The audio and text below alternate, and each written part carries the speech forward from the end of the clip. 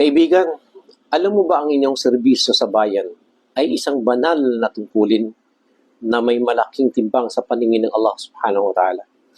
Ito ay binanggit mismo ng Allah subhanahu wa ta'ala sa kanyang banal na Quran. Ya ayyuhalladhina amanu kunu qawwamina bil qist syuhada'a lillah. O kayong mga naniniwala, kayo ay maging matatag na tagapagtanggol ng katarungan bilang mga saksi para sa Allah subhanahu wa ta'ala. Kaya bawat oras ng inyong pagbabantay upang mapanatili ang kapayapaan ay hindi nasasayang dahil ayon pa sa hadith ng Propeta Muhammad sallallahu alaihi wasallam, aynani la tamassuhum an-nar, dalawang mata na hindi madadaiti sa apoy ng impyerno. Una, matang umiyak dahil sa takot sa Allah subhanahu wa ta'ala. Pangalawa, matang nagbantay sa gabi para sa kapakanan ng landas ng Allah subhanahu wa ta'ala.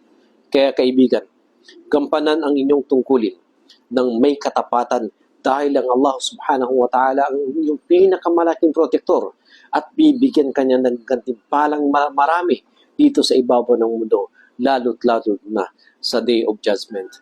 Naway gabayan tayo ng Allah subhanahu wa ta'ala. Wassalamu alaikum warahmatullahi ta'ala wabarakatuh.